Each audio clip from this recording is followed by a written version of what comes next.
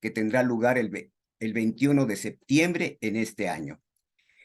A nombre de la directora ejecutiva de CLAS, doctora Beatriz Marcet Champán, y de las organizaciones de los países de nuestro continente que son adherentes a nuestra coalición, damos a todas y a todos ustedes la bienvenida más cordial y agradecemos su participación en la campaña que en las semanas venideras se estará realizando para promover de diversas maneras dicha cobertura universal, pero sobre todo el acceso pleno de las personas a los servicios de salud.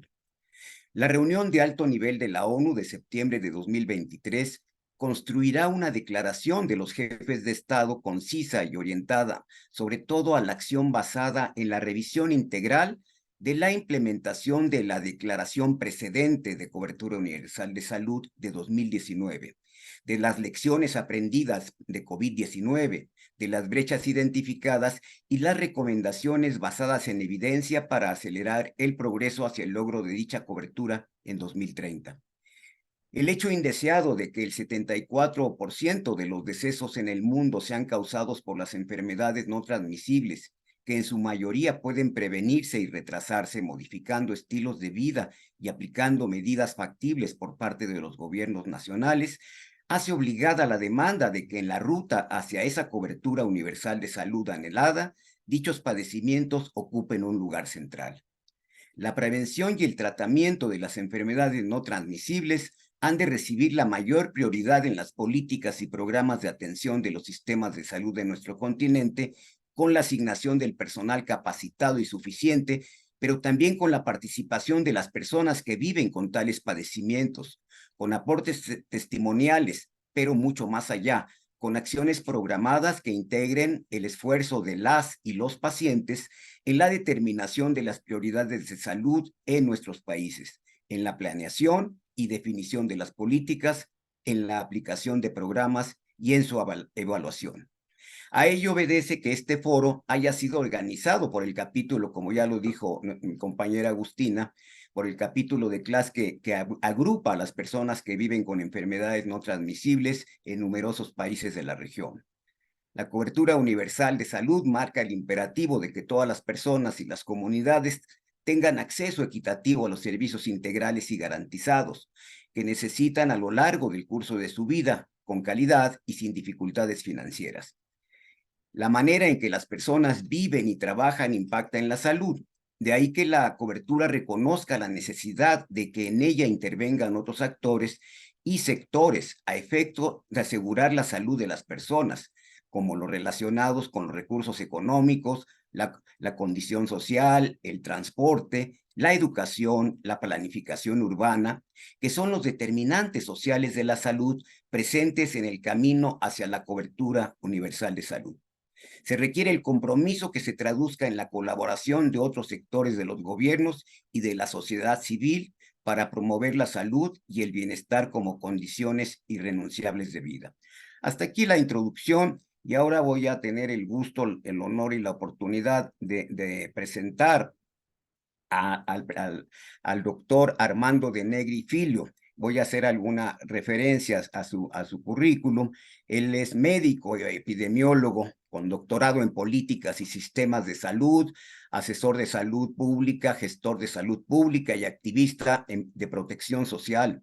Ha asesorado, gestionado y dirigido diversas organizaciones y procesos políticos en el ámbito de la salud pública desde una perspectiva política y de desarrollo y con un enfoque en el derecho a la salud y en los enfoques basados en los derechos humanos.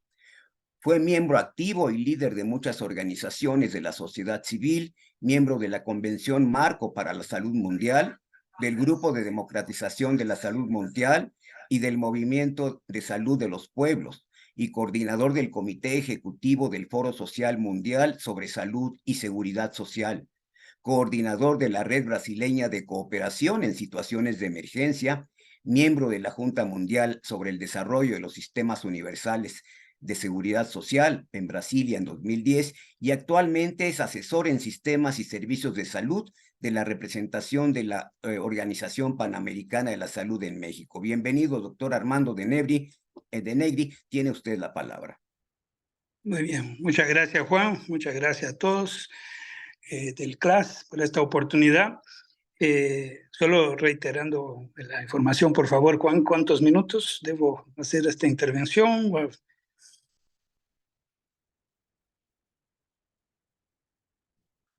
¿Me escuchan? ¿Aló? Sí, Sí, se escucha. tenemos 8 minutos, Armando. 8, Por muy favor, bien. muy Muchas gentil. gracias. Muy bien, yo agradezco la oportunidad y aclaro desde el inicio que aunque esté aquí en la condición en México, ¿no?, de ser asesor especialista en sistema de servicios de salud de la OPS-OMS, mi intervención no es solamente a partir de las posiciones de estas organizaciones, pero también algunas observaciones de carácter personal. En primer lugar, yo creo, y me permitan la impertinencia, que en el marco de las Américas y a partir del acuerdo adoptado por la OPS con los países miembros en 2014, yo les invitaría a plantear este debate a partir de la perspectiva de la salud universal, ¿no? No, no primariamente de la cobertura universal, y no voy a extenderme mucho sobre eso porque publiqué un material crítico bastante extenso justamente en 2014 sobre la manera como la salud universal tiene una capacidad de comunicar de forma mucho más potente de qué estamos hablando, ¿no?, cuando reivindicamos los derechos humanos en salud.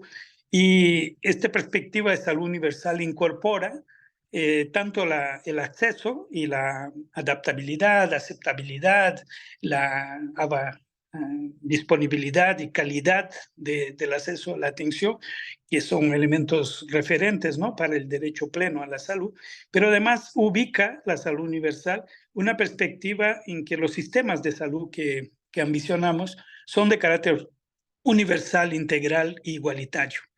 Y eso nos da un marco entonces de reivindicación mucho más amplio e incluso termina por calificar y de alguna manera ubicar de manera crítica lo que implica la llamada cobertura. Recuerden que el origen de este debate de la cobertura estuvo muy vinculado al tema de la seguridad financiera, ¿no?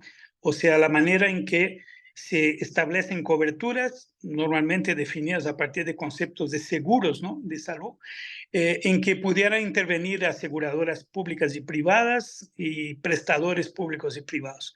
Esto está ya atrás del debate que se dio en la Organización Mundial de la Salud, después se dio en la Asamblea General ya repetida por Juan, y que se va a retomar ahora este debate, ¿no?, en Nueva York, y que a lo largo de este proceso de disputar de qué manera la cobertura se expresa en la vida cotidiana de las personas, queda claro que una formulación desde salud universal que incluya normalmente la calidad del mismo acceso y su accesibilidad define de forma mucho más potente lo que pudiera ser simplemente un arreglo de garantías de seguros y aportaciones diferenciadas, digamos, de los ciudadanos y ciudadanas, con beneficios que muchas veces son diferenciados. Entonces, si queremos movilizar, ¿no?, socialmente este debate, deberíamos, reitero, darle más énfasis al concepto de salud universal, porque además esto englobaría de forma mucho más natural y potente todos los elementos que no están vinculados al acceso económico a la prestación de servicios de salud.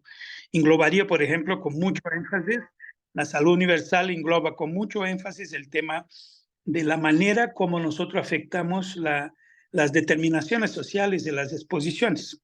Y haciendo el link directo con el tema de las enfermedades no transmisibles, está todo el problema enorme de la manera como la industria, ¿no?, de alimentos y asociada a ella de medicamentos termina controlando el gradiente de impacto que tiene en la vida humana los aspectos alimentarios, que son de los principales elementos de afectación y generación de enfermedades crónicas, y por otro lado se beneficia este mismo complejo de capital financiero en su expresión en la industria farmacéutica. Entonces, si no incluimos desde un concepto de movilizarnos por la salud universal para también enfrentar este tipo de determinación de exposiciones, estaremos dando una respuesta insuficiente, y de ahí que el concepto de salud universal nos pueda ser más útil. Por otro lado, algo muy importante de destacar es que para tener una salud universal necesitamos sistemas de salud públicos universales robustos, no solo resilientes, o sea, capaces de enfrentar amenazas de alta intensidad, sino resilientes demanda necesariamente que tengamos como línea de base, como condición cotidiana, la robustez de los sistemas. Y ahí tenemos una mala noticia. Durante la pandemia, inmediatamente después del pico de la pandemia, nosotros observamos 159 países que han adoptado o profundizado políticas de austeridad. Austeridad fiscal que representó disminución de las inversiones en políticas sociales en aras del llamado equilibrio fiscal, llevando entonces a una restricción persistente, porque es histórica, de recursos para el sector salud y las demás políticas sociales. Eso implica que parece que no aprendemos mucho con la pandemia, porque si tenemos hoy sistemas que siguen siendo subfinanciados, ¿no? Sistemas, por lo tanto, insuficientes en relación a la necesidad social, la demanda social, tenemos una situación que sigue fragilizándonos. Y cuando tomamos en cuenta la necesidad de atención y cuidados de la salud a lo largo de toda la vida, a lo largo de todo el ciclo vital social, y destacamos además que la extensión del tiempo de vida tiene que ser acompañada por calidad de vida, y ahí la importancia de evitar y después saber gestionar las enfermedades no transmisibles de carácter crónico y todo. Eso implica todo una inversión que no tenemos, ¿no? O sea, todo un aporte económico que no tenemos. ¿Cómo enfrentar a eso? Bueno, la llamada cobertura universal en su agenda, y es bueno siempre leer los manuales del Banco Mundial sobre salud, sobre cobertura universal, perdón, porque ahí la cosa es mucho más explícita y clara. O sea, estamos hablando de una financiarización del sector salud, de la introducción de sistemas de beneficios escalonados según capacidad económica y, en general, por lo tanto, alejándonos, ¿no?, de la idea de una universalidad integral igualitaria. Si vamos a una búsqueda de mayor capacidad de recursos públicos para tener sistemas públicos universales, necesitamos cambiar la manera como vemos el tema de la economía política del sector salud. En primer lugar, reitero, rompiendo las políticas de austeridad que nos obligan a pagar las deudas antes que sustentar los sistemas públicos, ¿no?, de políticas sociales. Y por otro lado, tener una mayor ambición redistributiva, ¿no? O sea, con matrices tributarias y elementos que permitan desconcentrar la riqueza en los países y transformar esta desconcentración de riqueza en servicios públicos de carácter universal, donde salud está en el centro de nuestro interés. Pero además hay que cambiar la forma como vemos la salud como sector económico. O Nos sea, queda un minuto, Armando, por favor. sí, como sector económico, la salud no puede seguir siendo vista en los presupuestos como gasto corriente.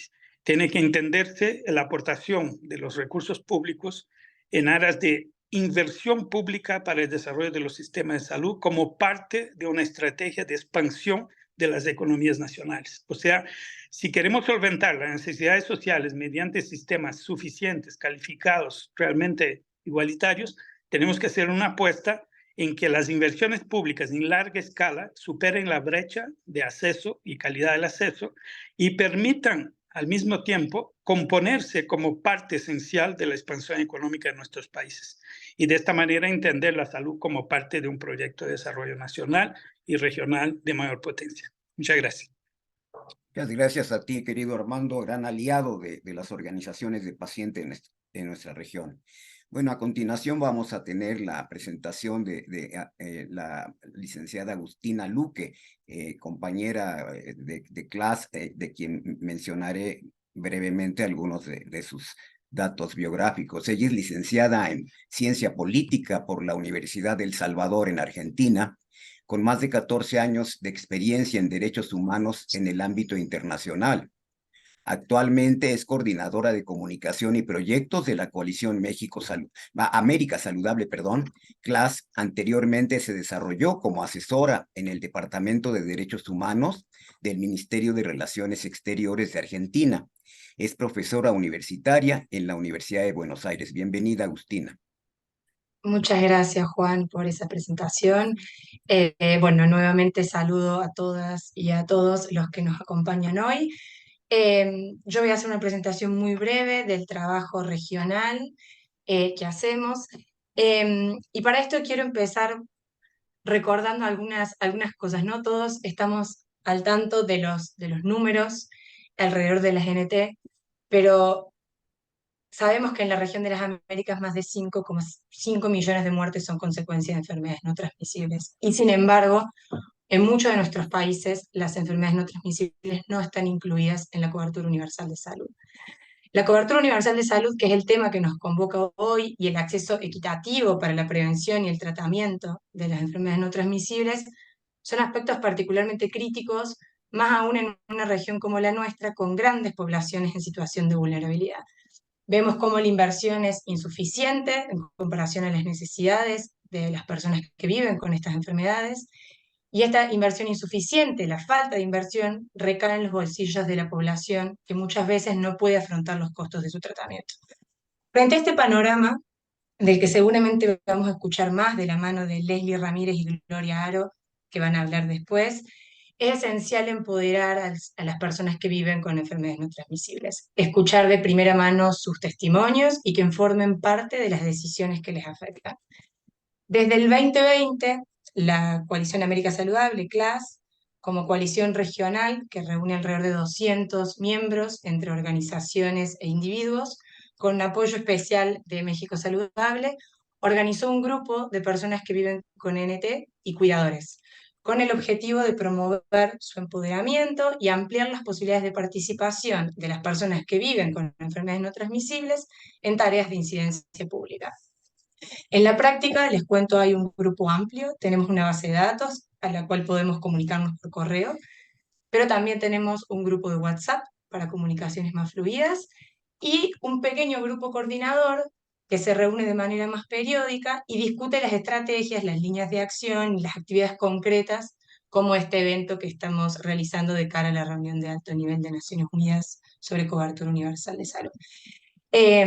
Este grupo ha participado y ha realizado diversas actividades en estos años y yo quiero mencionar algunas solo a modo de ejemplo.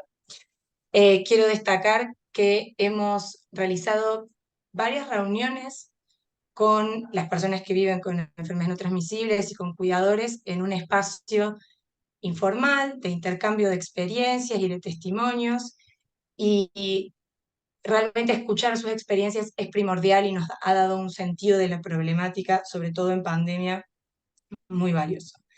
Hemos participado activamente en la Semana Mundial de Acción de Enfermedades No Transmisibles que hace NCD Alliance cada año. Hemos realizado en ese marco una campaña que tuvo amplia participación, que tenía videos de diferentes personas viviendo con diferentes enfermedades no transmisibles de distintos países.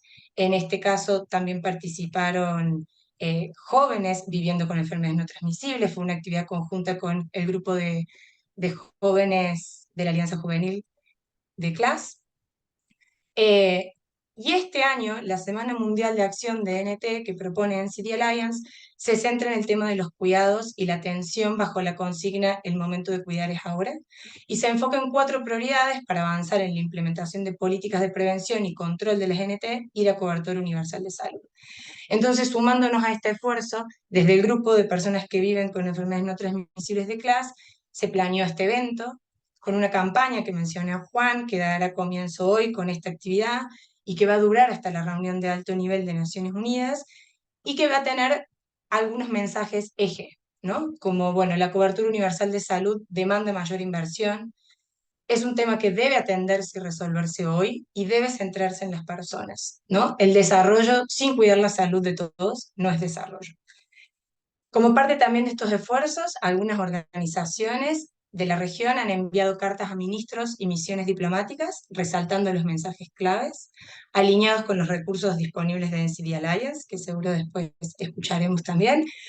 Y también hemos colaborado de manera significativa para la realización de un diálogo regional multisectorial sobre cobertura universal de salud con NCD Alliance, que se llevó a cabo en el mes de junio. Estos son solo algunos ejemplos del trabajo articulado, que es esencial y necesario, ¿no?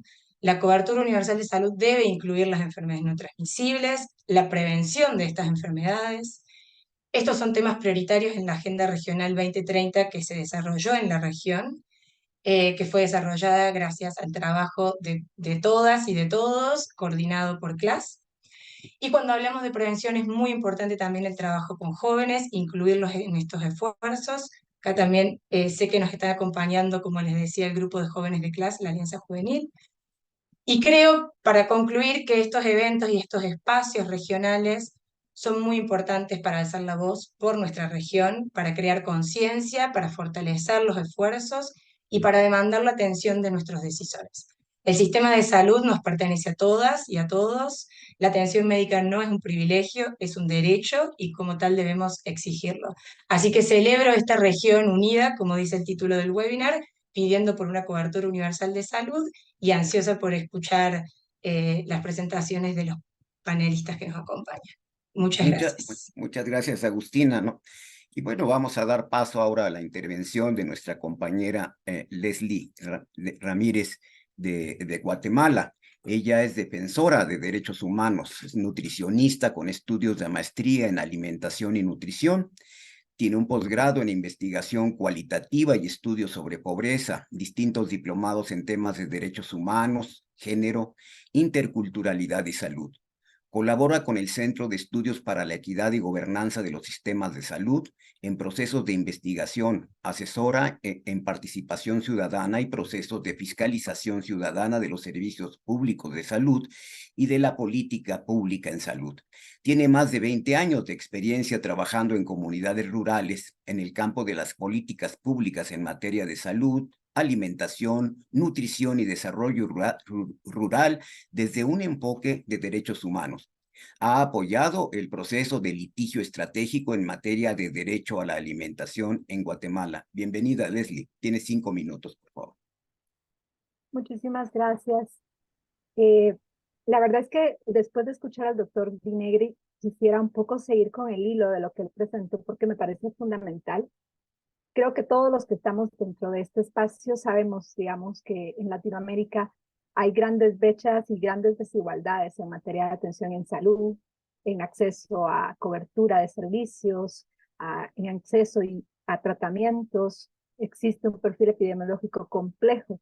Pero yo creo que en el centro de todo esto es importante reflexionar que lo que tenemos realmente es un tema de desigualdades sociales, fruto de esa desresponsabilidad que han tenido los estados de garantizar realmente la salud universal, como bien lo planteaba el doctor Vinegri. En el fondo, digamos, de la problemática que viven nuestros países en materia de salud, lo que existe realmente es una posesión de desprotección de nuestros estados.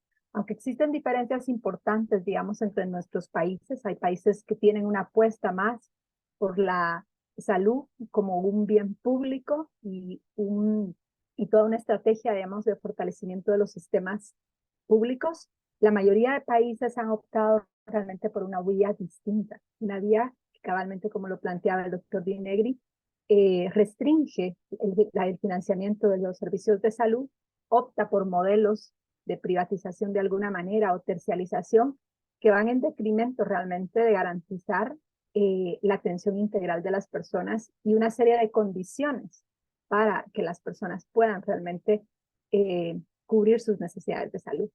Pero yo creo que otro elemento fundamental, que lo planteaba también el doctor Vinegri, es que el tema realmente de la salud universal tiene que ver y está en el fondo de la discusión sobre el tema de los modelos de desarrollo que tienen nuestros países.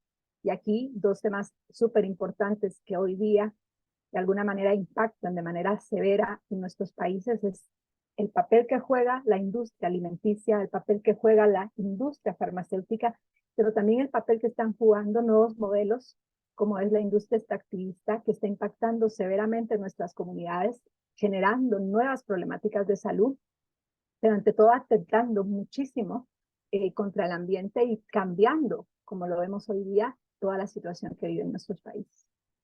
Ese es el fondo realmente de la discusión y de la problemática y es lo que no permite que efectivamente en nuestros países pueda avanzarse en una discusión seria sobre cómo garantizar la salud a todas las personas. Latinoamérica sigue teniendo grandes brechas de atención, especialmente a grupos específicos, como es el caso de Guatemala. Tenemos un país donde la población rural indígena tiene el acceso más difícil a servicios de salud, a la atención en salud, a condiciones básicas de vida, y esto genera un perfil en esta población de alta vulnerabilidad, de grandes problemas. Guatemala tiene una carga tanto de desnutrición, pero también comienza a verse una carga importante de enfermedades crónicas no transmisibles que son totalmente desatendidas. Pero lo que está en el fondo de todo esto es cabalmente cómo nuestros países no tienen una apuesta en el tema de salud. Cómo nuestros países tienen, Guatemala es uno de los países que tiene la inversión más baja en salud en Latinoamérica. Por lo tanto, toda esta problemática, como bien lo planteaba el doctor Dinegri, tiene que ver con cómo ponemos en la mesa la discusión de que la salud es un elemento fundamental en la estrategia de desarrollo de nuestros países. No podemos ver la salud como algo complementario. La salud debe de ser el centro y eso implica una inversión decisiva de nuestros países en apostarle a fortalecer sus sistemas de salud. Lo que estamos viendo, lamentablemente, después de la pandemia, no aprendimos, no es realmente un fortalecimiento de los sistemas de salud, sino más bien un debilitamiento, especialmente en el tema de la financiación de los servicios de salud. Y esto va a ser imposible pensar realmente en avanzar para que nuestros países puedan garantizar el acceso universal a la atención en salud. Es muy importante tomar en cuenta que existen en cada uno de nuestros países grupos altamente desprotegidos. El tema de los pacientes que viven con enfermedades crónicas no transmisibles es algo crítico, donde hay un gran nivel de desatención. Los pacientes no tienen acceso ni a un diagnóstico ni a un tratamiento. Y estas enfermedades son las que están ocasionando mayor cantidad de muertes y discapacidad en nuestros países. Pero convivimos con estas enfermedades en una situación muy crítica de total desatención. Y por eso es sumamente importante hacer todos los esfuerzos necesarios para garantizar que podamos ser escuchados y se pueda hacer una discusión más profunda que no radica únicamente en la cobertura, en el acceso a los servicios, sino en realmente garantizar todos los elementos fundamentales de lo que significa tener acceso al derecho a la salud, que es muchísimo más allá de simple y sencillamente tener servicios de salud. Efectivamente, los modelos que se están desarrollando privan una atención segmentada, donde el que paga y el que tiene la posibilidad de pagar va a recibir mejor atención que aquel que no tiene. Y eso es injusto. Tenemos que luchar realmente porque hay una discusión de servicios, de sistemas de salud públicos fortalecidos, robustos, que garanticen la atención en condiciones de igualdad y equidad para toda la población. Muchas gracias. Muchas gracias a ti, Leslie. Muy objetivos, críticos y propositivos tus conceptos y tus reflexiones. Muy gentil. Damos paso ahora a la intervención de nuestra querida amiga y paisana Gloria Aro. Ella es de Guadalajara, Jalisco, México. Ella nos va a hablar justamente del tema de personas que viven desde la ventana de las personas que están viviendo con enfermedades no transmisibles. Por favor, tiene 5 minutos, Gloria. Muy amable.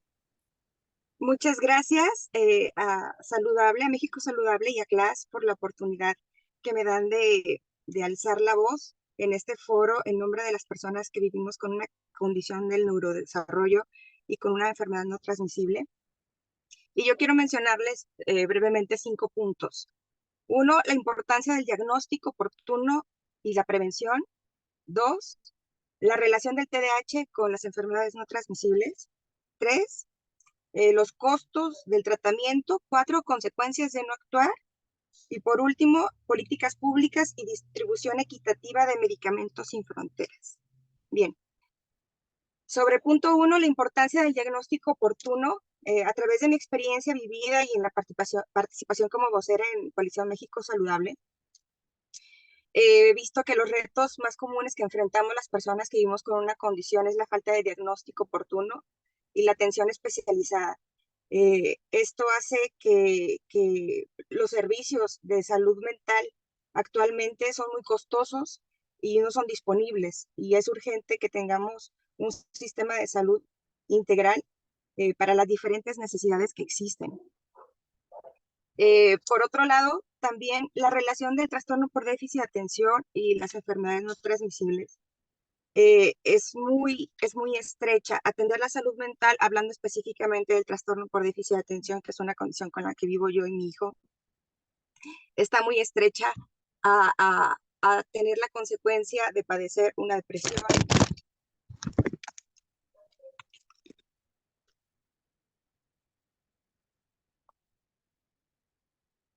Lo siento.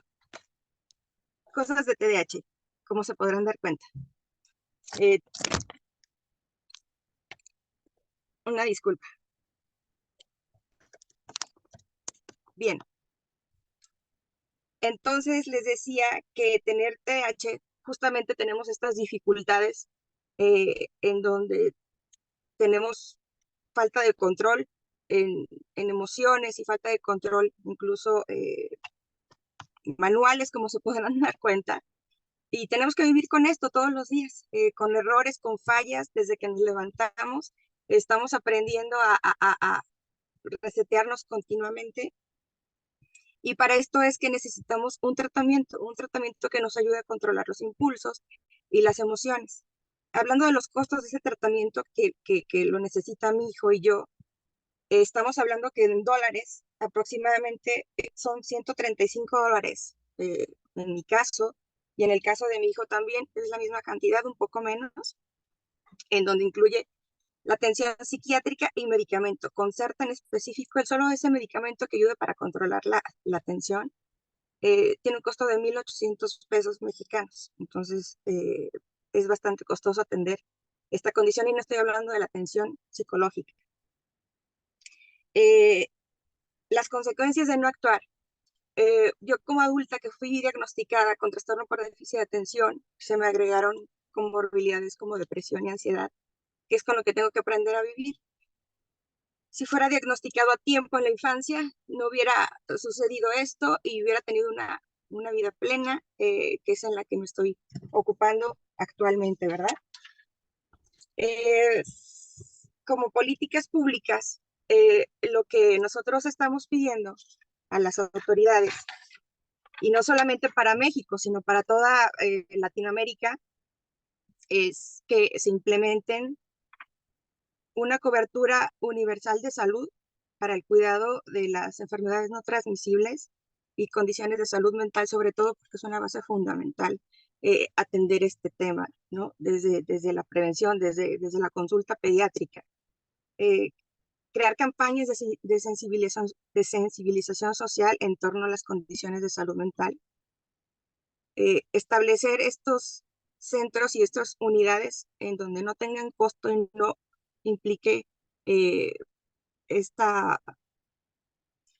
desfase a las familias, porque o comemos o nos atendemos en el tema de la salud, ¿verdad? Entonces, es por eso la alta mortalidad en padecer estas enfermedades no transmisibles. Y proporcionar paquetes de apoyo a las familias, a los cuidadores que se encargan de atender también a estos familiares y a estas personas que padecen alguna condición o una enfermedad no transmisible. Y fortalecer la capacidad de estos servicios y hacer un llamado, pues, para que todas estas instituciones públicas volteen a vernos y alzar la voz para decirles que existimos, que tenemos dificultades, que vivimos con ellas todo el tiempo y que es necesario que se nos atienda, porque tenemos el derecho de vivir una vida como los demás, una vida tranquila, una vida justa, una vida equitativa, en donde no tengamos que estar padeciendo todas estas dificultades día a día, que es un verdadero tormento. Entonces, Muy amable, Gloria. Y quiero mencionar que algo que omití al presentar a mi paisana Gloria Aro, ella fue diagnosticada con TDAH a los 41 años. Es madre soltera de un adolescente con la misma condición y justamente al llevar a especialistas al diagnóstico de su hijo, ella se percata de que ha vivido con esa condición toda su vida. Ella, pues, esto la llevó a emprender una labor muy activa en redes sociales. Tiene un espacio muy importante de la Asociación Civil Mira las Estrellas, que acaba de fundar este año, justamente para ayudar a personas con esta condición. Ella siempre está dispuesta a apoyar a las personas y sobre todo a las familias de quienes viven con trastorno por déficit de atención con hiperactividad. Muchas gracias, Gloria. gracias. Bien, y ahora vamos a dar paso al panel con decisores políticos que tenemos la la gratitud que debemos expresar a ellos que hacen un espacio en su tiempo. Sabemos que son personas muy ocupadas y se van a dar cuenta del por qué, quiénes son y por qué les agradecemos en particular que nos otorguen parte de su tiempo para estar con nosotros. Voy a hacer la presentación sumaria de las tres personalidades que nos acompañan en este panel, justamente para después proceder a plantearles tres preguntas y pedirles que amablemente y de manera sucesiva ellos nos hagan el favor de responderlas. Menciono la presencia con la representación de la doctora Cristina Luxtenberg, que es pediatra y parlamentaria en Uruguay y que se disculpa justamente porque en este momento está participando en una sesión allá en la Cámara de Diputados en Montevideo. Ella está dignamente representada por la doctora Alicia Ferreira Maya. Es asesora técnica, la doctora Ferreira Maya, en políticas de salud para la Cámara de Representantes, concretamente en apoyo a la diputada Cristina Luxtenberg. Anteriormente fue directora general del Fondo Nacional de Recursos, ha sido consultora del Banco Mundial y gerente general de la Administración de Servicios de Salud en el país. Acto seguido, menciono la presencia del doctor José Ruales. Él es actualmente es ministro de Salud Pública en Ecuador. Es doctor en Medicina y Cirugía y máster en Salud Pública. Diplomado en Economía de la Salud, Gerencia de Servicios de Salud y Diplomacia Sanitaria por la Universidad Central de Ecuador, por la Universidad de París, la Escuela Andaluza de Salud Pública, el Instituto de Posgrado de Estudios Internacionales de Ginebra. Con más de 35 años de experiencia en salud pública, ha trabajado junto con los ministros de salud de la mayoría de los países de la región de América Latina y el Caribe, en el desarrollo y la organización de sistemas de salud, reformas de los sistemas de salud y de las redes de atención, desarrollo de políticas de salud pública con enfoque en equidad y atención primaria de salud, promoción de la salud y determinantes sociales de la salud. Por más de 20 años ha sido consultor y representante de la OPS-OMS y consultor del Banco Mundial en América Latina y Washington, D.C. Ha ocupado cargos directivos en el Ministerio de Salud, el Instituto Ecuatoriano de Seguridad Social, la Secretaría de Salud del municipio de Quito y el Servicio Nacional de Gestión de Riesgos y Emergencias del Ecuador. Es profesor universitario y exdirector de la Maestría en Salud Pública de la UCE, profesor invitado en universidades de varios países, y promueve políticas para el desarrollo de sistemas de salud, organización y reforma de los sistemas de salud, construcción de redes integrales de servicios de salud, así como protección social en salud y aseguramiento en salud. Y por último, que no, al final, pero que no por último, hacemos mención de la presencia de la doctora Carolina Goic. Ella es trabajadora social y magíster en economía aplicada de la Pontificia Universidad Católica de Chile, ex senadora por la región de Magallanes y la Antártica chilena y diputada por 2 periodos. Actualmente es directora ejecutiva de la Fundación Foro Nacional de Cáncer de Chile, muy importante para la región. Es autora, junto con la sociedad civil, de la Ley Nacional del Cáncer. En su labor parlamentaria destacan iniciativas que buscaban conciliar vida laboral con la vida familiar, la igualdad de derechos y remuneraciones entre hombres y mujeres, la protección de la maternidad y paternidad, la prevención del consumo de alcohol y drogas en la juventud, la protección del medio ambiente y el mejoramiento integral de la salud. Es fundadora de la Fundación Todas, que busca potenciar liderazgos de mujeres en forma colaborativa. Bien, a estas 3 personalidades que nos obsequian parte de su valioso tiempo, les formularemos la primera de estas 3 preguntas que queremos que ellos las expresen. Tendrían aproximadamente unos 3 minutos para cada respuesta. La primera pregunta: ¿qué acciones puntuales podría hacer usted para avanzar con la cobertura universal de salud? Quien guste tomar la palabra, lo hace directamente, por favor.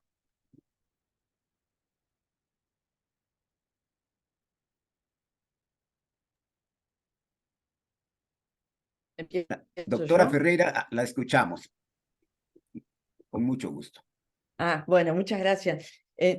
En primer lugar, quiero disculpar a la diputada Cristina Lustenberg por no haber podido participar. Ella, de hecho, está en este momento acá en el Parlamento uruguayo con el tratamiento del proyecto de ley de rendición de cuentas del año 2022. Y fíjense que justamente está hablando para defender dos artículos de ley que promueven el incremento de los impuestos del tabaco, la incorporación de los impuestos del tabaco calentado y también de los saborizantes del tabaco, que son dos de los instrumentos que está usando ahora la industria tabacalera para incrementar la adicción al tabaco en jóvenes. Y realmente hay dos artículos que lamentablemente hay oposición a su aprobación en el Parlamento, y entonces ella justamente está en este momento en eso, así que es interesante que en este momento coincida con esta charla. Ella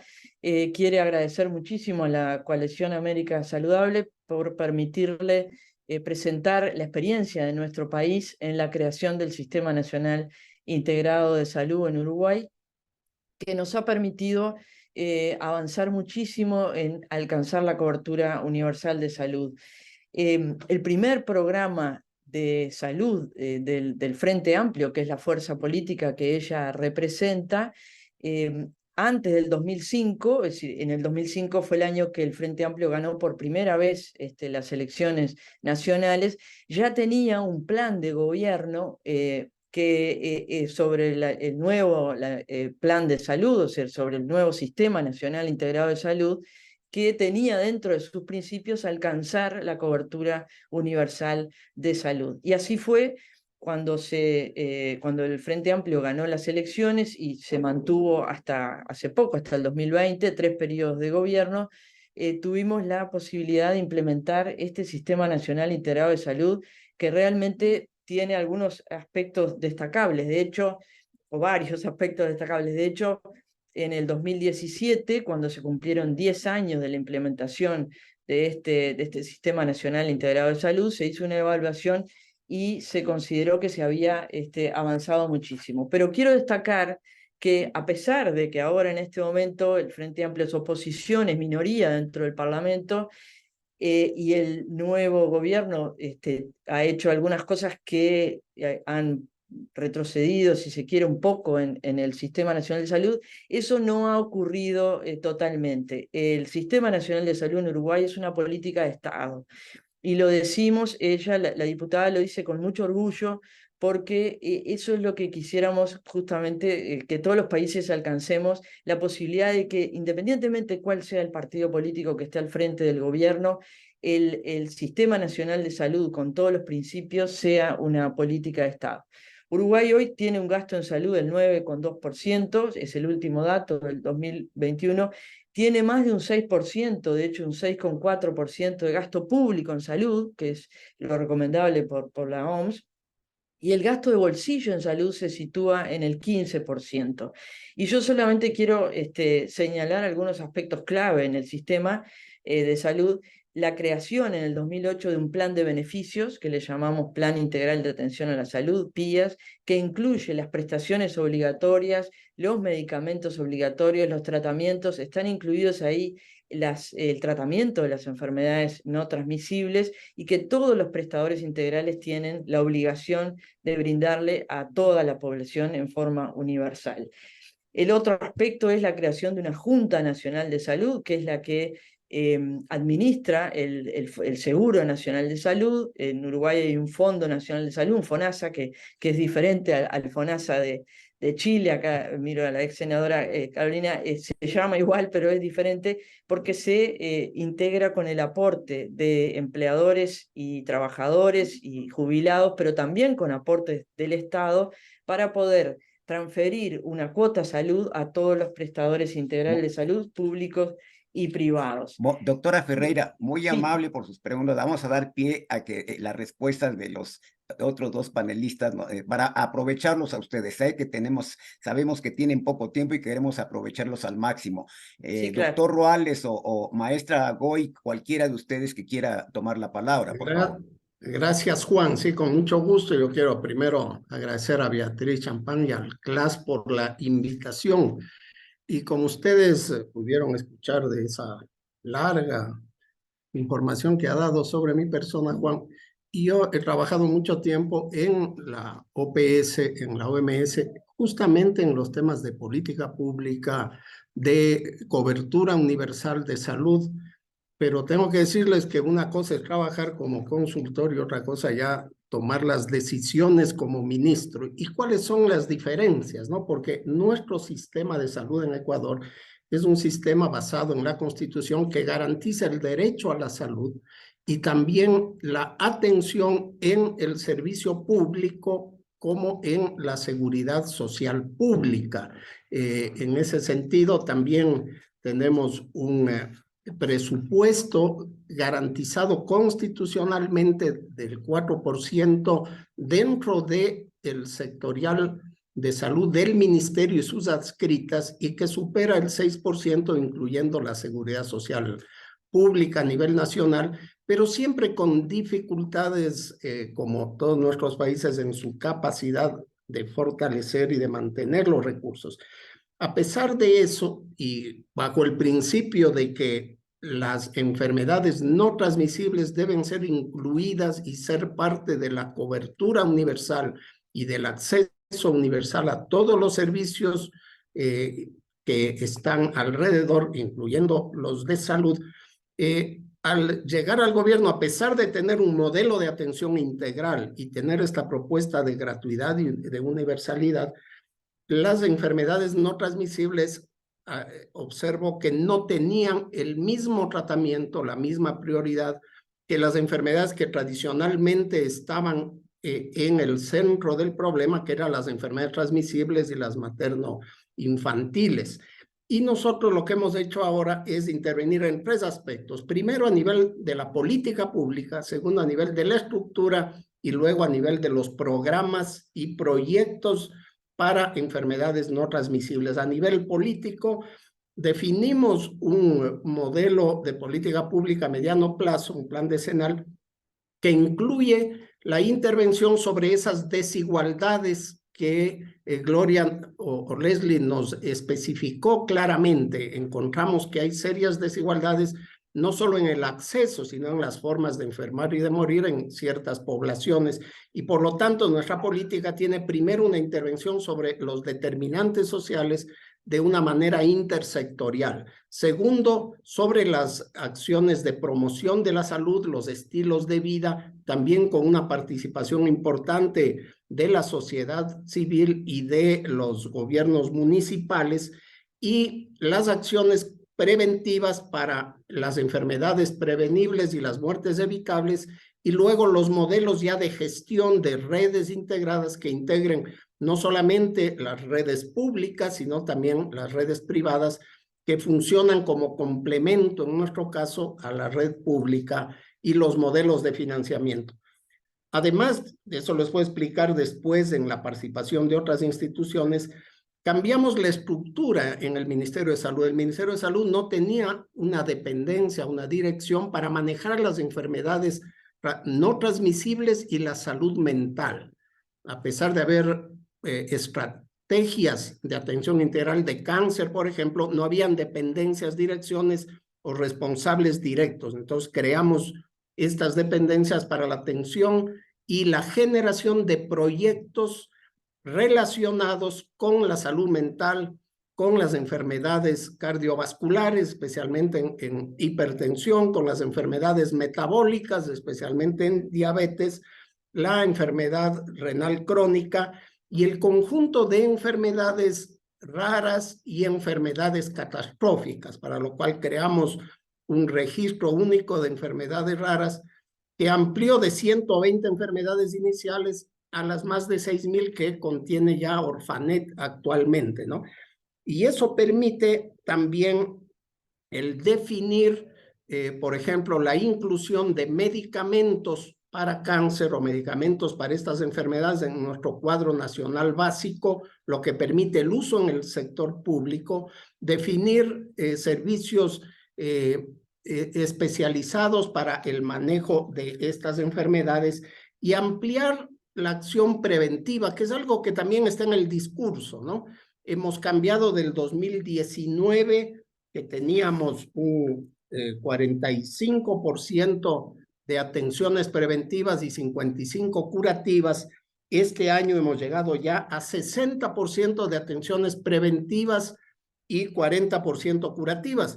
Y estas incluyen, si bien también la atención materno-infantil, especialmente la atención preventiva de tamizaje, de diagnóstico y de control de hipertensión, de diabetes y de prevención de la insuficiencia renal crónica, y el tamizaje en cáncer, especialmente en cáncer cervicuterino y cáncer mamario, y las intervenciones para el manejo oportuno del cáncer detectado precozmente. Por ejemplo, hemos hecho cerca de 200,000 tamizajes en lo que va del año a mujeres mayores de 36 años y encontramos un 15% de prevalencia del virus del papiloma humano en las mujeres.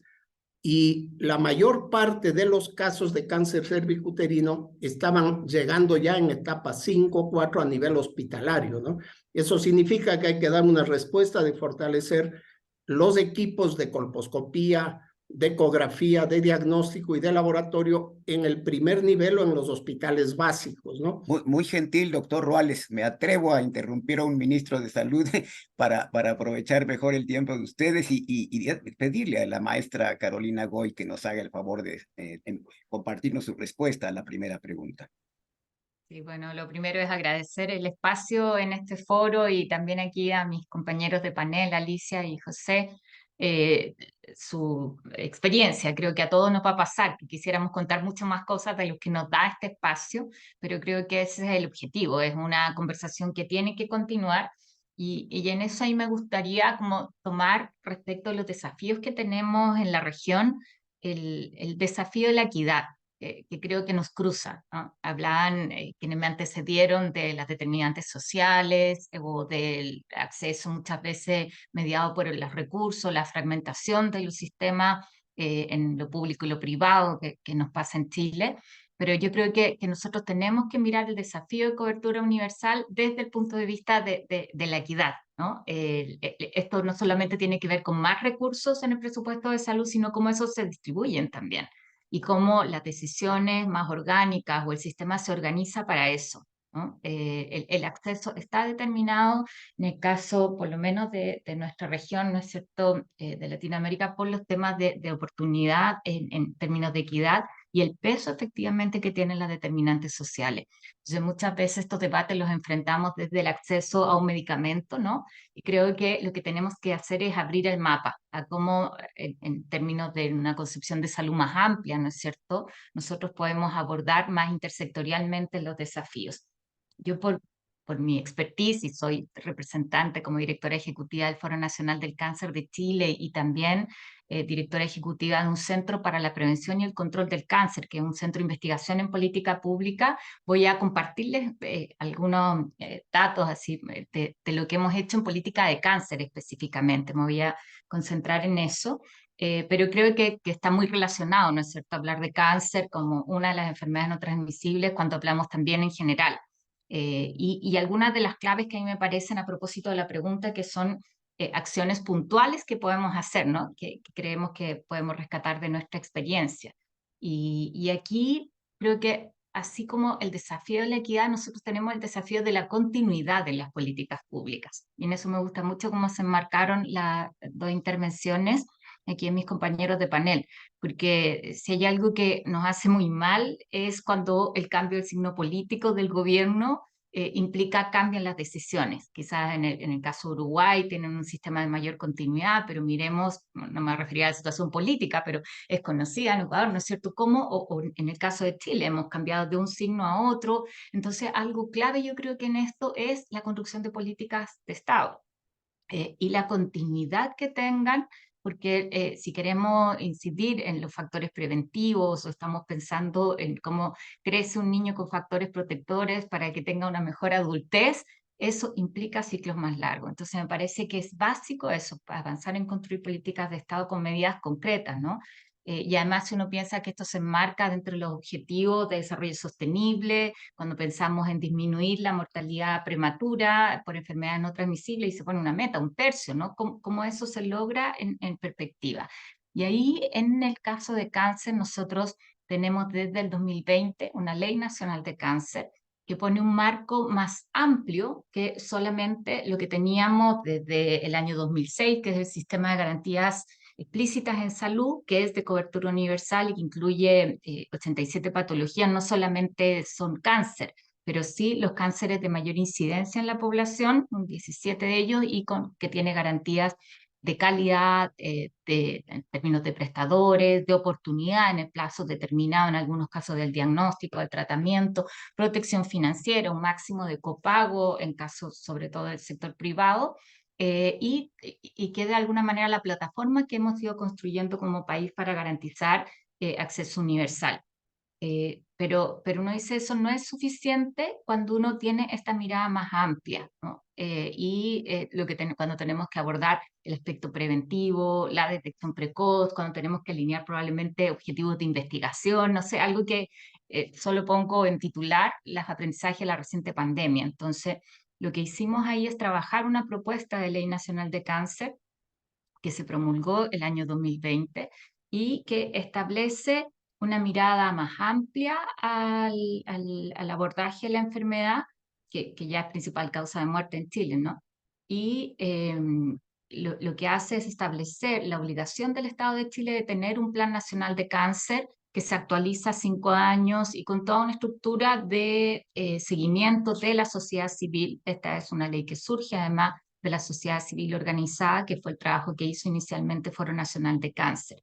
Pero nuestra mayor discusión, y es lo que les quiero transmitir, en su momento yo era legisladora y encabecé desde el Parlamento la tramitación de esta ley, y el cuestionamiento que había era si se necesitaba una ley o si bastaba un plan. Entonces decíamos, probablemente en un país que está acostumbrado a la continuidad en políticas de Estado en esta materia, bastaría un plan.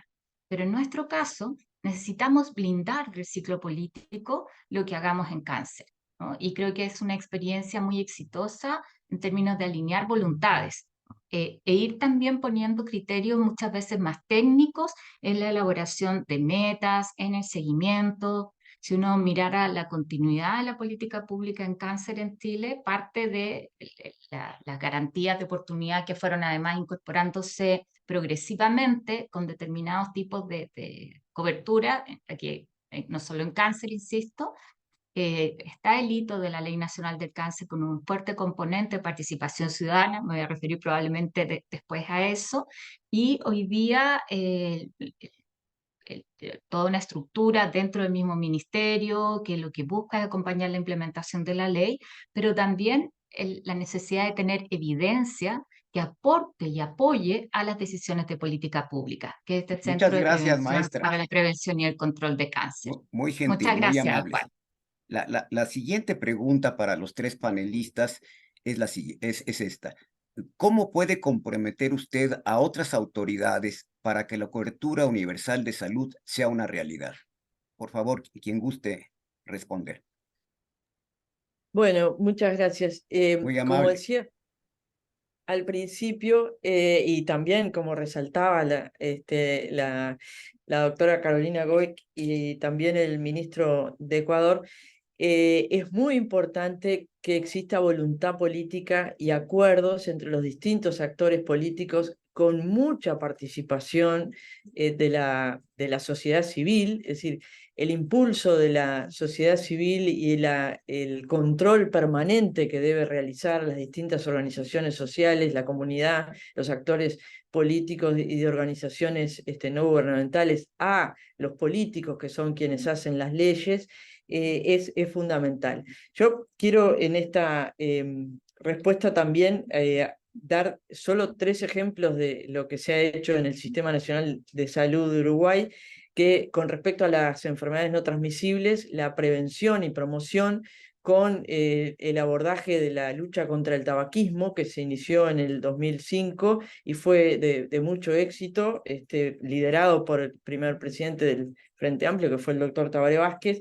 También desde el punto de vista de las acciones económicas, hay un pago por desempeño, hay varios pagos por desempeño que desde el Fondo Nacional de Salud se le realiza a los prestadores públicos y privados, que son las llamadas metas asistenciales, y entonces a los prestadores se les paga esa meta si cumplen con determinadas acciones de prevención para las enfermedades no transmisibles, prevención para las enfermedades cardiovasculares, para el cáncer, para los distintos tipos de cáncer que se pueden justamente detectar tempranamente. Y en el tercer nivel de atención, en el Uruguay existe desde hace muchos años un Fondo Nacional de Recursos que financia, y es gratuito para toda la población, procedimientos de alta complejidad y costo vinculados a las enfermedades no transmisibles, y también medicamentos. Hay un listado de medicamentos de alto costo, alto precio para el cáncer y para las distintas enfermedades no transmisibles que la población recibe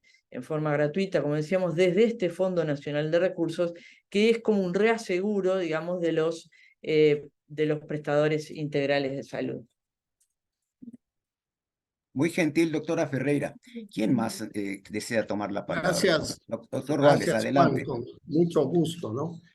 A la pregunta, ¿cómo comprometer a otras autoridades? Es, ¿qué otras autoridades tienen decisión sobre la cobertura universal, sobre la salud de las personas? Y aquí hemos hablado, Armando habló muy bien de cobertura integral de salud, de cobertura universal, digamos, y también hablamos de determinantes sociales. Entonces, primero tenemos que saber desde el nivel político cómo involucrar a esos otros sectores sociales que contribuyen favorable o negativamente a generar condiciones de salud o enfermedad, ¿no? Por ejemplo, uno de los problemas graves que tenemos es el cambio en el estilo de vida, aumento del sobrepeso y la obesidad, y reducción de la actividad física desde los adolescentes, desde los jóvenes, las mujeres adultas especialmente.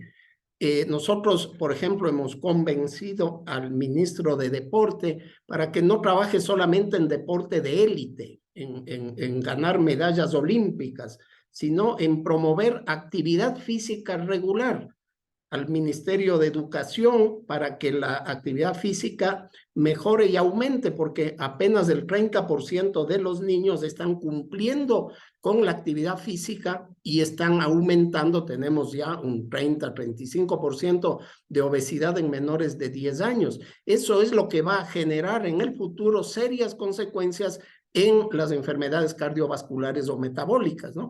Entonces, el trabajo con el sector de agricultura para cadenas productivas, la oferta de alimentos sanos, etcétera, el trabajo de salud en todas las políticas, ese convencimiento que, por ejemplo, nosotros lo hemos promovido incluso para que desde la Presidencia de la República se genere un decreto en que obligue a el resto de ministerios a identificar el impacto en salud de las políticas públicas. Y ahí entran también los temas de producción, ¿no? La industria alimentaria, el mejoramiento del etiquetado para las advertencias sanitarias, el trabajo que estamos haciendo con la Agencia de Regulación Sanitaria para el comercio ilícito de tabaco, que es uno de los mayores problemas, no tanto ya la reducción del consumo, sino la forma de venta de cigarrillos de contrabando, que muchas veces es propiciada por la misma industria que está en el país. Y hemos buscado los mecanismos para hacer los controles del tabaco a nivel local y del tabaco, el cigarrillo electrónico, de los vapeadores, etcétera, ¿no? Es importante también aquí el trabajo con los gobiernos descentralizados, que se llaman nuestros municipios, nuestras parroquias, porque ellos también tienen capacidad de intervenir sobre los espacios públicos donde se hace la actividad física, el control de los mercados para que estos sean saludables, y el trabajo legislativo con el Congreso Nacional en la expedición de leyes que apunten a mejorar toda esa rama. Por ejemplo, estamos en este momento a la espera, una vez que se reinstale el Congreso, de la aprobación de la Ley de Salud Mental o de las intervenciones que también buscamos se hagan en el resto del sistema. Como les decía, el nuestro es un sistema público de garantía universal, por lo tanto, podemos o debemos dar la atención a toda la población, pero estamos trabajando también con la seguridad social, las Fuerzas Armadas y el sector privado en incorporar estos modelos de detección temprana, prevención y control de las enfermedades cardiovasculares, la hipertensión, la diabetes tipo 2 y el cáncer, de tal manera que todos incluso generamos un mismo software, un mismo aplicativo para la información de los casos y poder estos ser derivados a la organización que corresponde. Muchas gracias, señor ministro. Gracias, no, a usted. Vamos a pedirle a la maestra Goy que nos haga el favor de compartirnos su respuesta. Muchas gracias. Ahí me gustaría retomar la respuesta anterior cuando yo hablaba de la necesidad de evidencia. Yo creo que eso es muy importante cuando uno dice comprometer a otras autoridades. Estamos pensando en el ministro de Hacienda, por ejemplo, la discusión de impuestos saludables. Es muy importante, y acá el ministro probablemente le ha tocado esas discusiones, ¿no? Es ponerle los datos sobre la mesa. Entonces creo que ahí hay un rol de la academia, del mundo científico, de acercar el lenguaje de la ciencia a lo que necesitan los tomadores de decisiones y de los tomadores de decisiones, a su vez, de incorporar estas herramientas que nos permitan decir, o sea, cuando tenemos recursos que son escasos, en particular en salud, que es difícil decir, no financio esto y financio lo otro, ¿no es cierto? Cuando todas las cosas miradas desde la persona o incluso muchas veces desde la posibilidad de salvarse, ¿no es cierto? Seguir viviendo son decisiones muy duras. Entonces, creo que aportar mejor evidencia, poder pilotear programas que sean innovadores y demostrar su eficacia con datos sobre la mesa es algo muy importante para comprometer a esos otros tomadores de decisiones que no necesariamente son los que están estrictamente en el área de salud.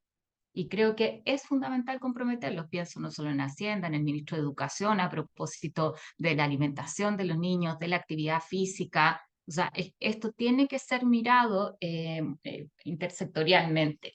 Y después yo creo que también es muy importante el trabajo que hagamos en conjunto entre los países latinoamericanos. Yo quiero aprovechar este espacio para eso, porque escucho la discusión que están teniendo en Uruguay respecto a los vapeadores y estamos en la misma situación acá en Chile. En el fondo son industrias que arremeten con toda la fuerza y sabemos lo permeables que son los actores que toman las decisiones. O sea, uno lo ve con mucho dolor en el Parlamento. Y respecto, estamos en la misma discusión, ¿no es cierto?, de una ley que regula todo el tema de los cigarrillos electrónicos, los vapeadores, y en las condiciones en que tal texto uno dice, oye, mejor que no salga, porque va a ser aún peor. O sea, llegamos a esa situación y uno dice, ¿qué pasó de repente que el Parlamento es tan permeable al lobby de una industria que sabemos los intereses que tiene? Entonces estoy pensando que la potencia del trabajo conjunto frente a estas investigaciones que son, vienen en conjunto, ¿no es cierto? Son estrategias que se desarrollan a nivel global, podría uno decir, es muy importante, nos va a dar mucho más fuerza. Y así como el trabajo conjunto en programas exitosos, hasta la adquisición de medicamentos, donde el trabajar en bloque sin duda que nos genera ventaja. Creo que ahí hay todo un espacio que puede ser muy fructífero y un desafío para el trabajo en conjunto. Muy amable, maestra. Y bueno, vamos a proceder a la última pregunta que para nosotros de clases es muy importante conocer sus respuestas y la limitación que tenemos es que el tiempo, vamos un poquito colgados del tiempo. Les pediríamos una respuesta de 2 minutos, por favor, a esta pregunta.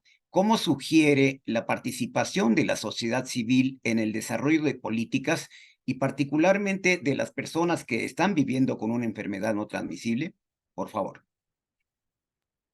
Bueno, yo quería decir, muchas gracias, no podemos estar más de acuerdo con lo que mencionó la maestra Carolina Goic, y es realmente increíble, no es increíble, es bueno que nuestros países se parezcan y que justamente tengamos la posibilidad, la necesidad de trabajar en conjunto para, por ejemplo, luchar contra la industria del tabaco, en este caso, que es realmente un problema que existe.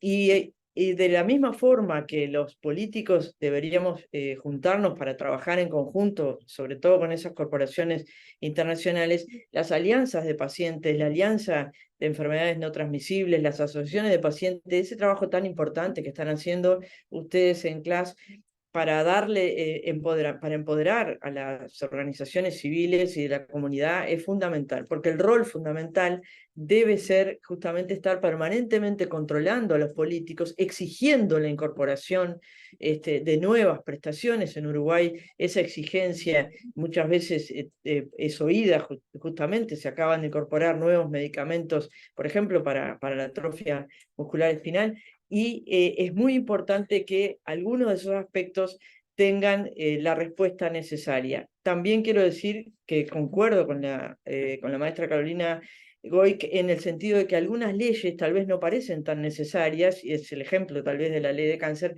pero sí tienen que estar para poder blindar algunos aspectos que deben continuarse. Y en Uruguay, la diputada Cristina Lustenberg está en este momento también impulsando una ley de hábitos alimentarios saludables. Yo escuchaba hablar al ministro de Salud de Ecuador sobre el etiquetado. Bueno, todo eso que dice la ley, del proyecto de ley, se podría hacer con decretos o con ordenanzas, pero es muy importante que exista una ley para que sea justamente una política de Estado y para blindar todas las acciones necesarias para el control de la obesidad, para el control de la desnutrición, para el control de los hábitos justamente alimentarios, poder informar a la población a través del etiquetado, a través de campañas de promoción y prevención, distintas campañas que deben ser integrales, la necesidad de los estilos de vida saludables para abordar esta situación tan terrible que nos aqueja a todo en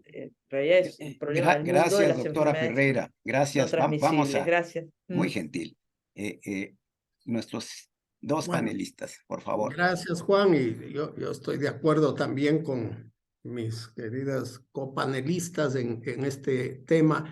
Y en relación a la participación de la sociedad civil, yo creo que lo principal es darles voz a las organizaciones de la sociedad civil, a las organizaciones internacionales como el CLAS o a las organizaciones locales, asociaciones de paciente, defensores del consumidor, organizaciones que trabajan muchas veces de padres de familia, de ciertas enfermedades específicas o por problemas. Yo mismo fui presidente del Comité Ecuatoriano de Lucha Antitabáquica y muchas veces sentía que lo que no había era esa apertura para escuchar las propuestas, las contribuciones que uno puede hacer a las políticas públicas, a las guías de práctica, a los protocolos, la movilidad, como decía Alicia, de ciertos medicamentos, ¿no? Nuestro sistema del cuadro básico era muchas veces el medicamento podía ingresar al mercado y luego salir y ser reemplazado sin que haya tenido el tiempo de ser calificado en nuestro sistema. Nuestro sistema calificaba cada 2 años, ahora lo puede hacer cada 3 meses, por ejemplo.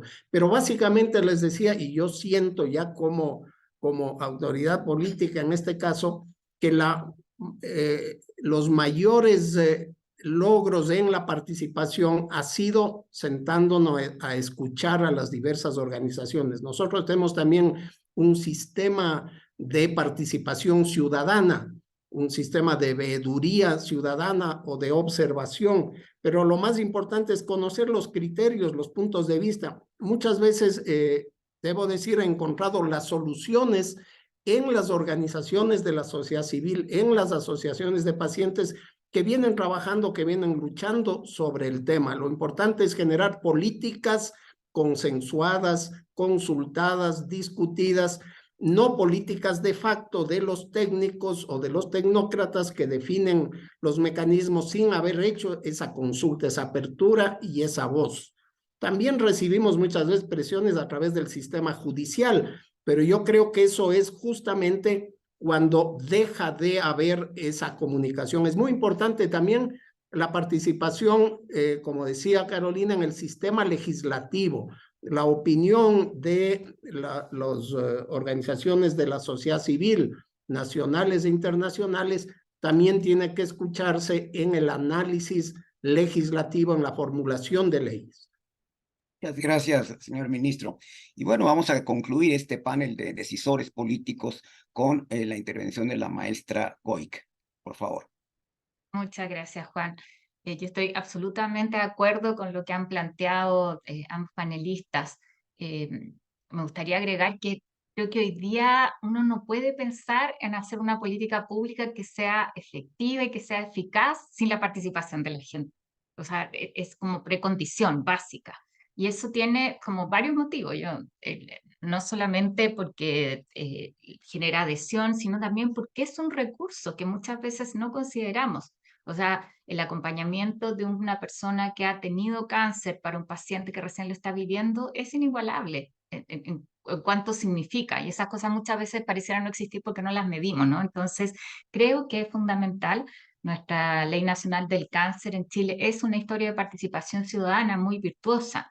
Incluso ahí nosotros lo que hicimos desde el Parlamento, a propósito de lo que planteaba el ministro, fue la primera ley en el Parlamento chileno que se abrió a la participación ciudadana incidente en el detalle de la tramitación.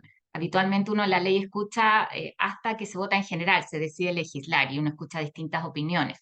Pero aquí abrimos a través de una plataforma la ley del cáncer Colab con la ayuda de un equipo de MIT, el que la gente pudiera ver el texto tal cual como lo trabajábamos los legisladores e incorporaran sus propuestas, y esas propuestas son las que presenté como senadora. O sea, estuvieron sobre la mesa y eso nos permitió enriquecer muchísimo la ley. Entonces uno dice, hoy día no hay excusa, las herramientas tecnológicas te permiten procesar volúmenes de información más grandes.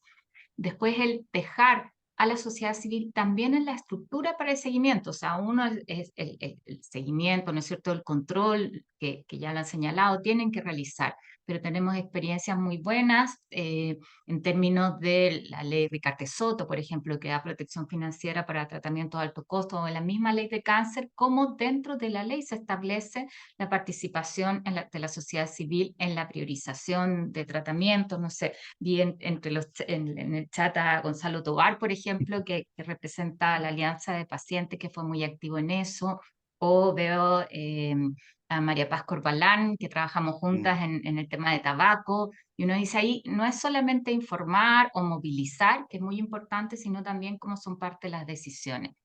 Muchas gracias, maestra. Y bueno, disculpen las interrupciones abruptas de su servidor, pero sabemos lo valioso de su tiempo y lo agradecemos. Y creo que les damos un gran aplauso virtual a ustedes tres por haber compartido ese valioso tiempo que dedican a otras labores y que interrumpieron para estar con nosotros. Muy gentiles, les agradecemos de veras con mucho corazón, con mucho sentimiento de gratitud este tiempo que nos han obsequiado. Muchas gracias a ustedes por la invitación. Muchas gracias. Gracias al CLAS, gracias Juan, Beatriz por la invitación y siempre dispuesto para poder participar. Muy amables.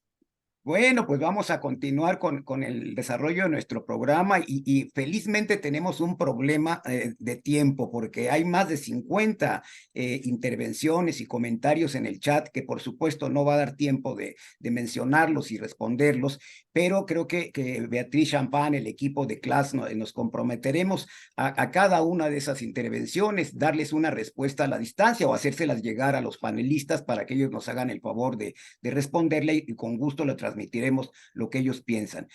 Vamos a plantear ya la sesión, está manejado en el programa una parte de intercambio, pero va a ser difícil que podamos tenerla en vivo en este momento y ese es un problema del éxito, ¿verdad? Así que le vamos a pedir en este momento, vamos a omitir ese intercambio porque sería imposible e injusto que nada más nos refiriéramos a algunas de las observaciones, de las preguntas de quienes nos han hecho el favor de conectarse. Así que le vamos a pedir ahora a nuestra querida amiga y alta funcionaria de NCD Alliance, Lorena Alemandi, que nos haga el favor de hacer como el cierre de esta reunión que tan fructífera, tan estimulante para todos nosotros, señalando que, bueno, muchos la conocemos, pero a quienes no la conozcan, sepan, ella es licenciada en terapia ocupacional por la Universidad Nacional de San Martín en Argentina. Se ha capacitado en investigación y en políticas públicas en el programa de maestría en salud pública de la Universidad de Buenos Aires. Asimismo, en salud global, en el Global Health Law and Governance, Non-Communicable Diseases, and the Law, del O'Neill Institute en Georgetown University, en la Escuela de Derecho, disculpen el inglés, pero también en el programa de liderazgo en políticas de control del tabaco de Johns Hopkins University. Y ella actualmente tiene, desde 2020 se ha desempeñado como directora de área de políticas de alimentación saludable de la Fundación Interamericana, la FIC Argentina. Es autora de diversas publicaciones científicas, exmiembro del Comité Independiente de Expertos de la Global Nutrition Report. Desde 2020 a 2022 fue consultora para la Organización Panamericana de la Salud para dar apoyo técnico en la promoción de políticas de reducción del consumo de sal y para la NCD Alliance en acciones de incidencia política a nivel global para la inclusión de la agenda de prevención de enfermedades no transmisibles relacionadas con la dieta en el marco de la Cumbre de Sistemas Alimentarios de la ONU y la Nutrition for Growth Summit, y en el apoyo a México y Pakistán en la promoción de políticas para la eliminación de las grasas trans de origen industrial. Actualmente se desempeña como Manager Senior en la Unidad de Desarrollo de Capacidades de NCD Alliance. Por favor, Lorena. Gracias, Juan. Un gusto, un honor y un placer estar compartiendo esta sesión con ustedes. Buenos días a todos y todas. Sobre todo participar de esta discusión que se da en nuestra región, que es una región que ha hecho y sigue haciendo tanto por la prevención y la atención de las enfermedades crónicas no transmisibles. Primero, agradecer la invitación, por supuesto, y felicitar a CLAS por la organización de esta jornada, que ha sido muy fructífera y espero que sea la primera de muchas más que vamos a tener.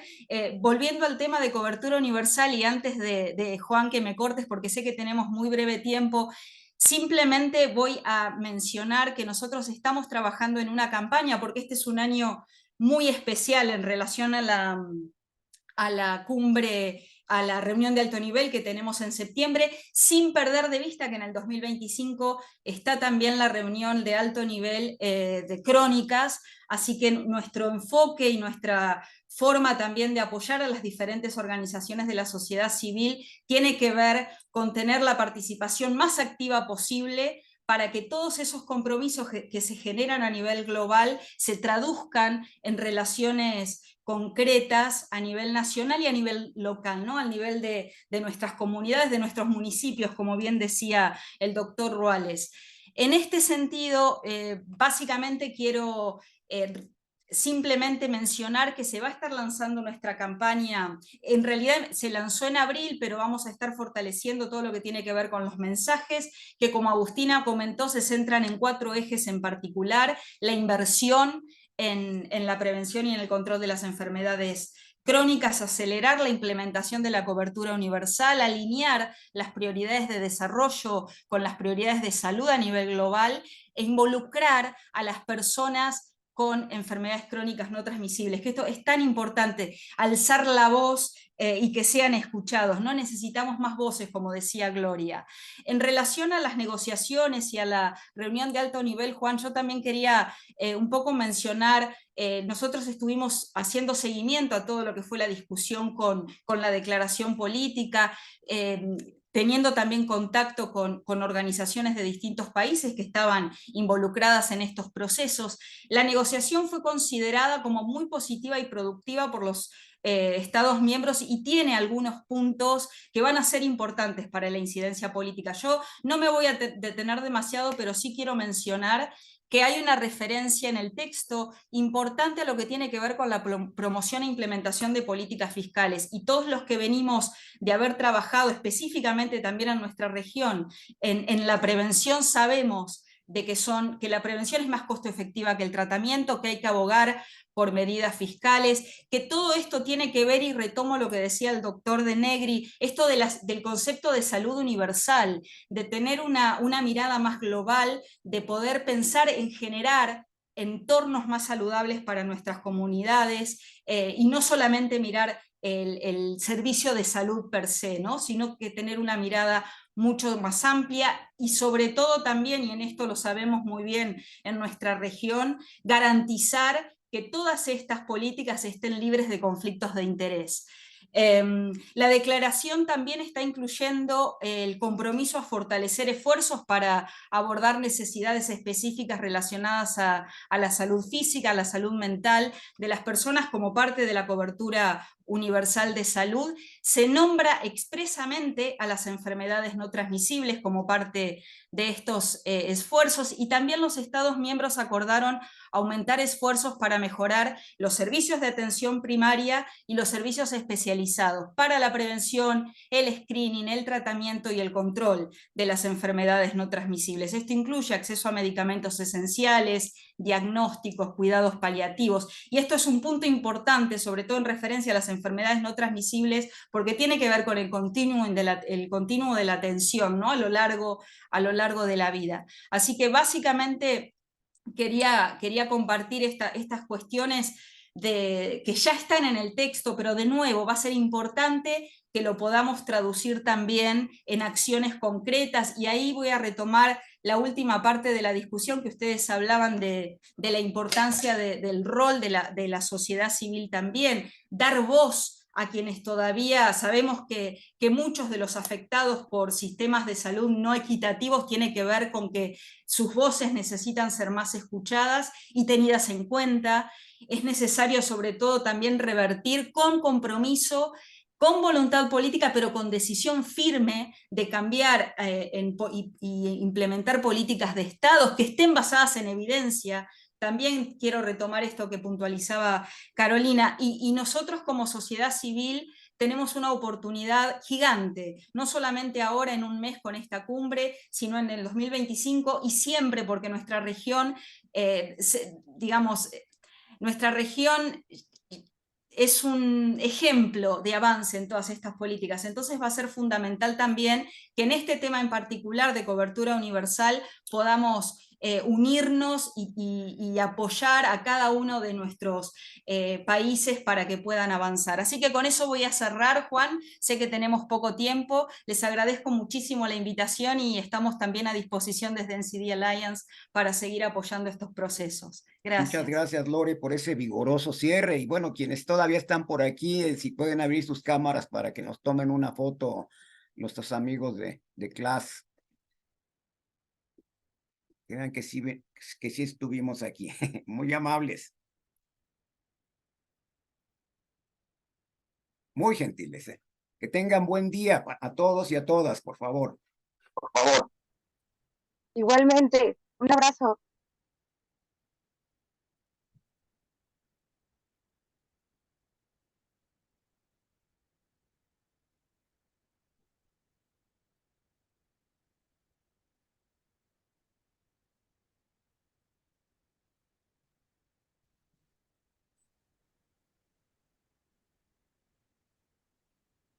Ay, ¿cómo se sale? Adiós.